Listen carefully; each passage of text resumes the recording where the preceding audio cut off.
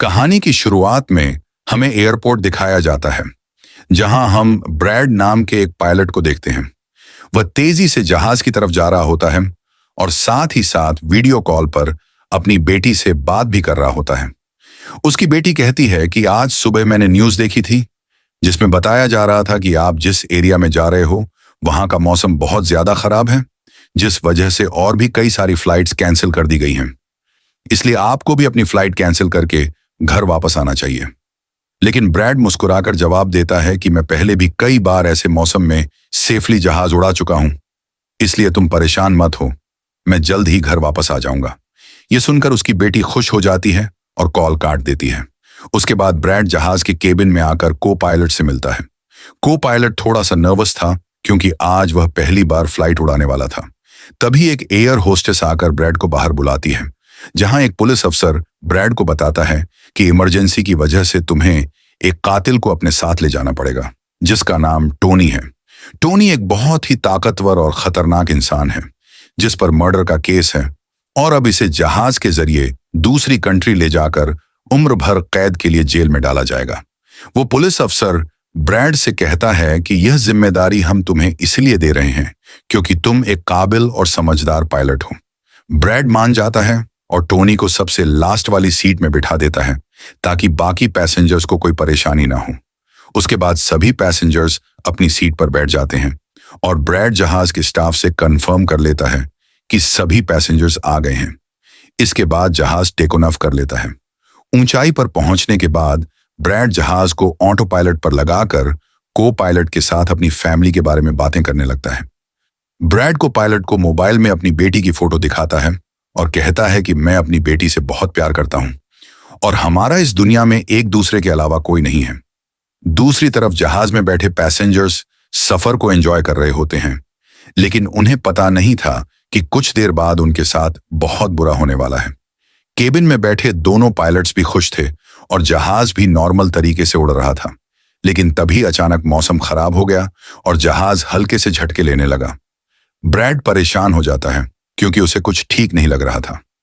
वह सभी मुसाफिरों को सीट बेल्ट बांधने के लिए अनाउंस करता है और रेडियो के जरिए कंट्रोल टावर से बात करने की कोशिश करता है, लेकिन मौसम खराब होने की वजह से उसकी बात नहीं हो पाती क्योंकि सारे रेडियो काम करना बंद कर देते हैं। तभी अचानक बिजली का तेज झटका प्लेन से टकराता है, जिससे जहाज जोर जोर से हिलने लगता है। ब्रैड पैसेंजर्स का हाल देखने के लिए केबिन से बाहर जाता है।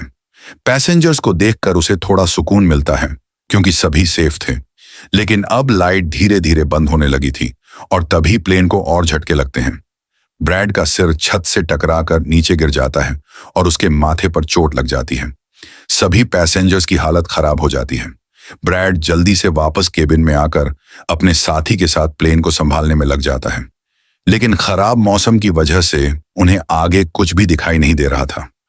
ब्रैड कहता है कि हमें प्लेन को नीचे लाना होगा क्योंकि अगर एक और झटका लगा तो प्लेन तबाह हो सकता है।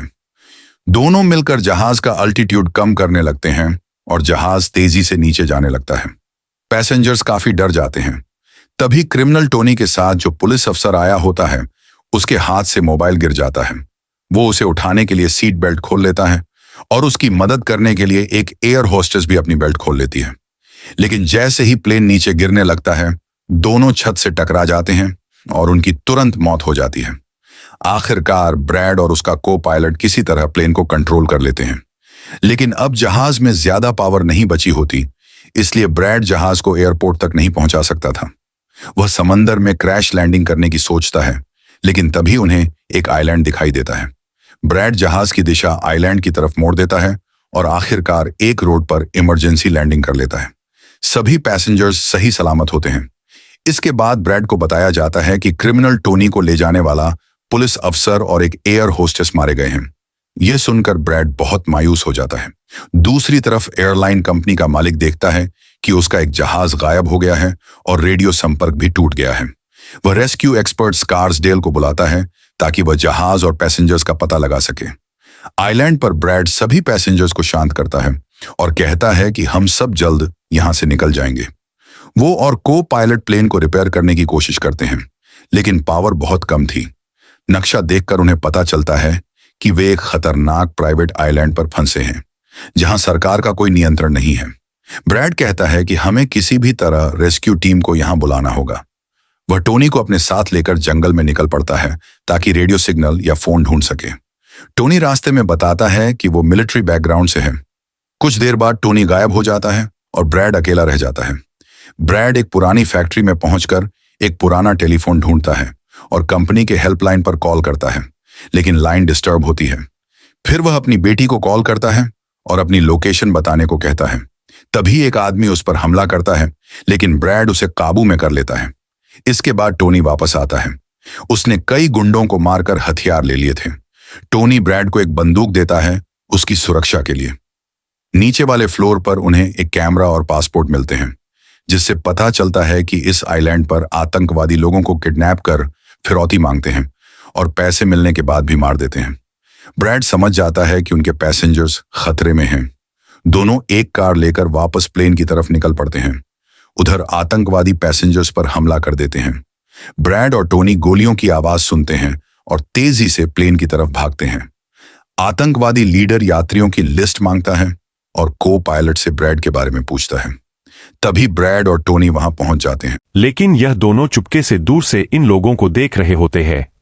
इसी दौरान एक औरत वहां से भागने की कोशिश करती है, पर वह लोग गोली चलाकर उसे मार देते हैं।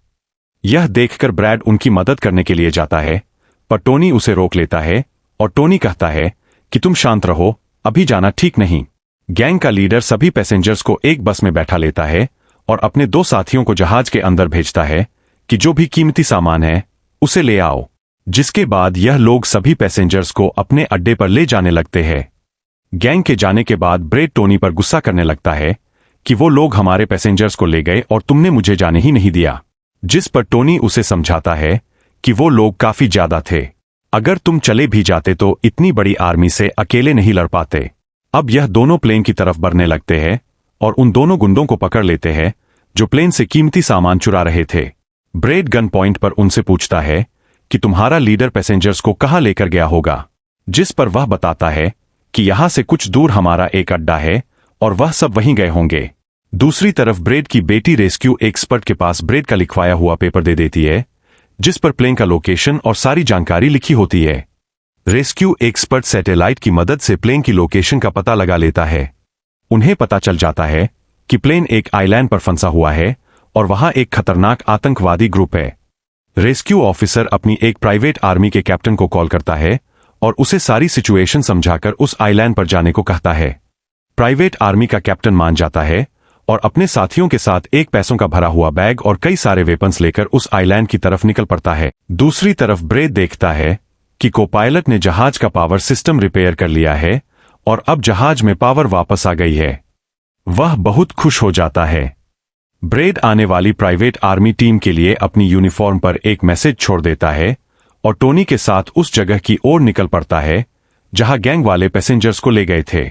जंगल के रास्ते से होते हुए यह दोनों आतंकवादियों के अड्डे पर पहुंच जाते हैं और चुपके से उस जगह में घुस जाते हैं जहां गुंडे पैसेंजर्स को डराकर उनकी वीडियोस बना रहे थे ताकि उनकी फैमिली से पैसे वसूले जा सकें। उधर रेस्क्यू एक्सपर्ट की भेजी हुई प्राइवेट टीम भी प्लेन के पास पहुंच जाती है। उन्हें वहां 2 लोगों की लाशें मिलती है, वही लोग जिन्हें गैंग के लीडर ने सामान चुराने भेजा था, लेकिन ब्रैड ने उन्हें मार दिया था। टीम के कैप्टन को ब्रैड का छोड़ा हुआ मैसेज भी मिल जाता है जो गैंग के अड्डे तक पहुंचने का रास्ता बताता है। अड्डे पर टोनी और ब्रैड चुपके से उन पर नजर रखे हुए थे और जैसे ही मौका मिलता है यह दोनों पीछे से 2 आतंकवादियों को मार देते हैं। फिर यह आगे बढ़कर उस कमरे तक पहुंचते हैं जहां सभी पैसेंजर्स को कैद करके रखा गया था। ब्रैड उन्हें छुड़ाना चाहता है, लेकिन वहां बहुत सारे गार्ड्स थे और चाबी भी नहीं थी। दोनों एक एक करके गार्ड्स को मार देते हैं। टोनी हथौड़े से कई गार्ड्स को खत्म कर देता है और ब्रैड एक गार्ड से चाबी लेकर पैसेंजर्स को आजाद कर देता है। वह उनसे कहता है कि जल्दी से उसी बस में बैठ जाओ जिसमें आतंकवादियों ने लाया था। सभी जल्दी से बस में बैठ जाते हैं। टोनी बताता है कि यहां से बाहर निकलने का एक ही रास्ता है, लेकिन वहां कई गुंडे बंदूक लिए खड़े हैं। अब ब्रैड फैसला करता है कि वो आतंकवादियों का ध्यान भटकाएगा ताकि टोनी पैसेंजर्स को लेकर निकल सके। टोनी पहले मना करता है, लेकिन आखिरकार मान जाता है।